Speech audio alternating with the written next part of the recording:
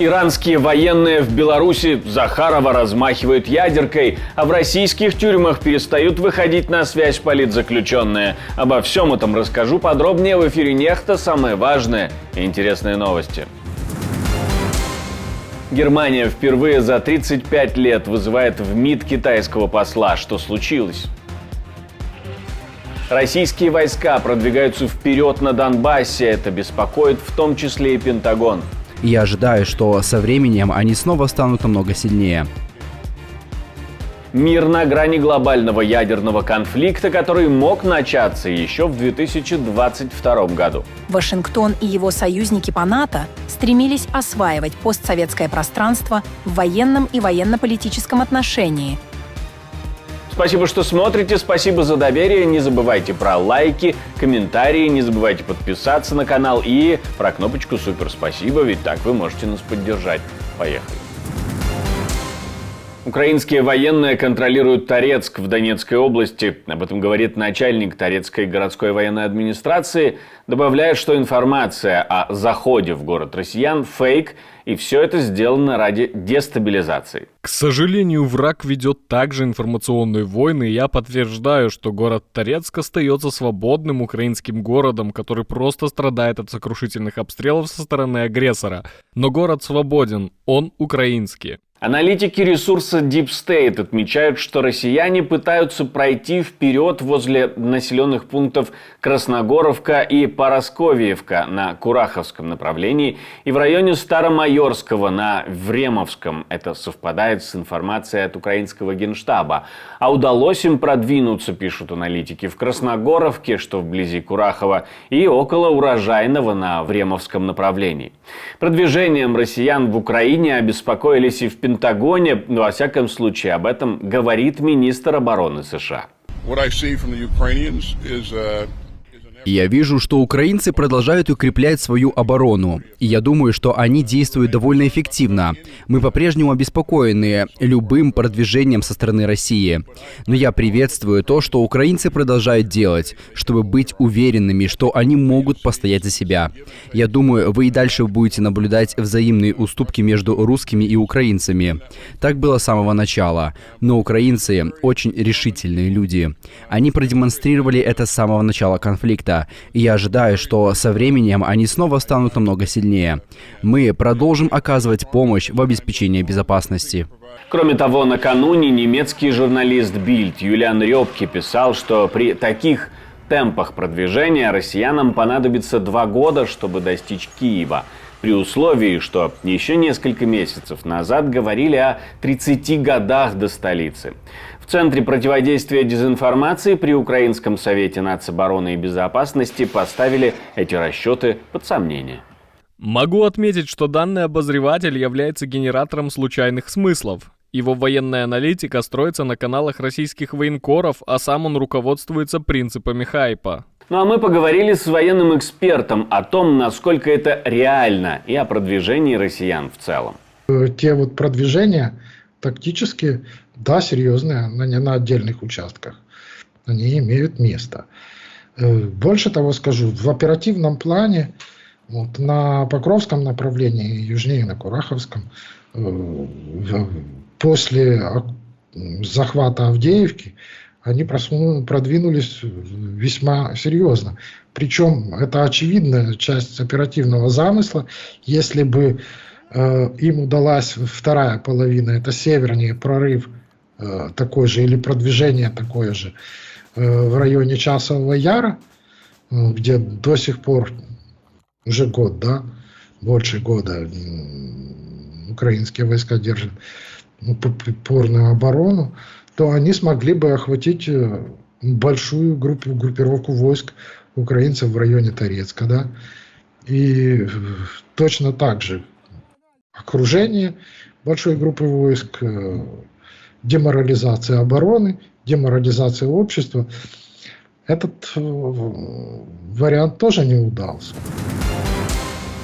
Иранская военная делегация тем временем приезжает в Беларусь. Делегация Министерства обороны и поддержки вооруженных сил Ирана во главе с начальником Главного управления строительных проектов аппарата заместителя Минобороны Ирана по инженерно-техническим вопросам. Что собираются строить, непонятно, но очень запутанно и очень интересно. Министерство иностранных дел Германии стремится как можно быстрее вернуть своего гражданина Рико Кригера из Беларуси. Его помиловал Лукашенко, и к нему не применили смертную казнь, я напомню. Мы все это время оказывали ему консульскую помощь, поддерживали тесный контакт с членами его семьи здесь, в Германии, а также усердно работали от его имени с белорусскими властями и будем продолжать это делать. И, конечно, цель состоит в том, чтобы заинтересованное лицо смогло вернуться в Германию как можно быстрее. Я не хочу комментировать, что могло побудить господина Лукашенко помиловать гражданина Германии. Я могу только сказать, что это была радостная новость для нас всех. Рико Кригер был задержан 6 октября 2023 в Беларуси. Суд назначил ему смертную казнь только 21 июня 2024, обвинив в терроризме. Якобы он принес взрывчатку на станцию Озерище. Также ему приписывают еще ряд статей, говорили даже о его якобы связи с полком Калиновского, но официально ничего это не подтверждалось. Эксперты говорили, что Кригера, вероятно, готовят для обмена.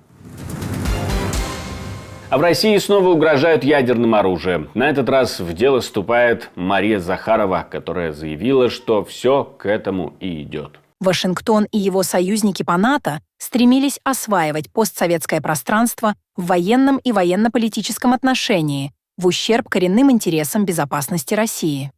А когда получили отпор, развязали гибридную войну с целью нанесения нашей стране стратегического поражения на поле боя.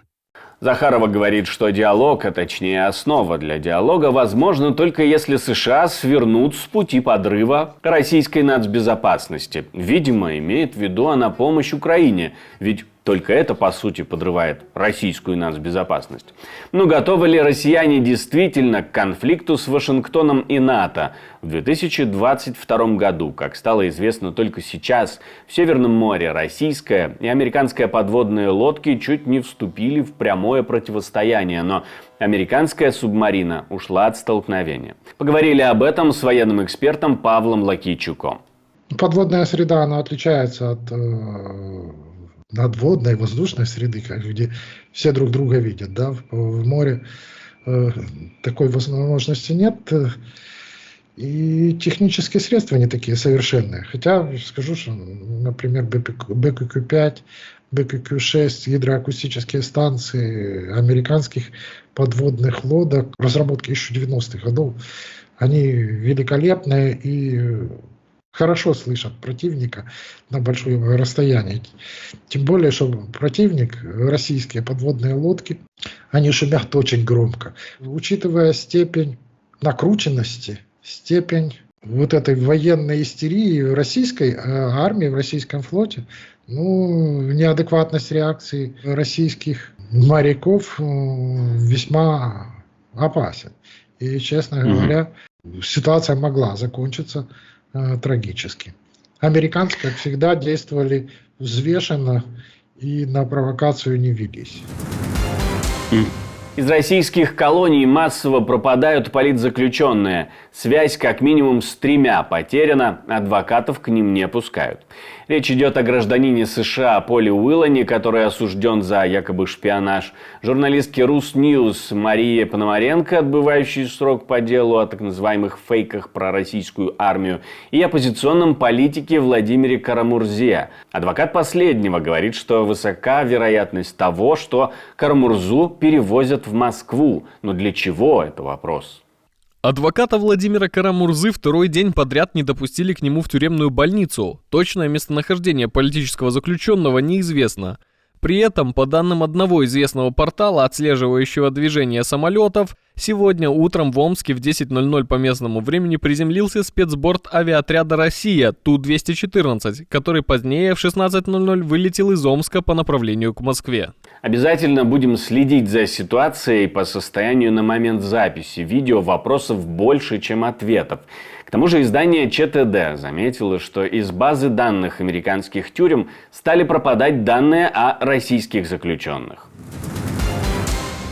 В МИД Германии впервые с 1989 года вызвали китайского посла.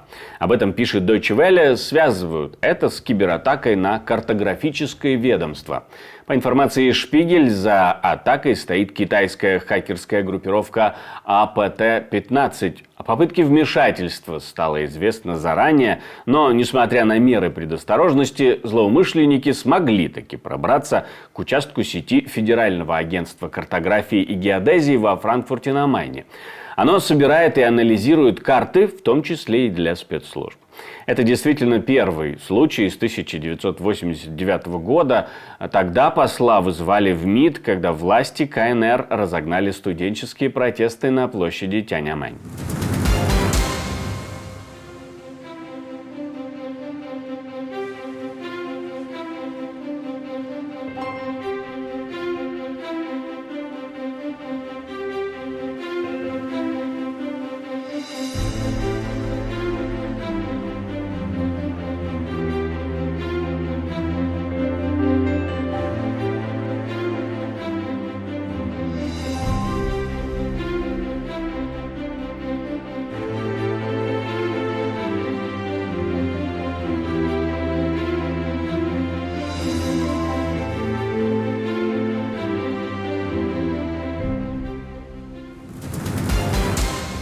Мне остается напомнить, что мы существуем только благодаря вашей поддержке, спонсорство, донаты. То, что вы нажимаете кнопочку «Супер спасибо», помогает нам создавать новые видео, поэтому не останавливайтесь на достигнутом, и мы не будем останавливаться тоже. Также не останавливайтесь, ставьте лайки, оставляйте комментарии, подписывайтесь на канал, все это тоже очень важно. На этом у меня все, до встречи и хороших вам новостей.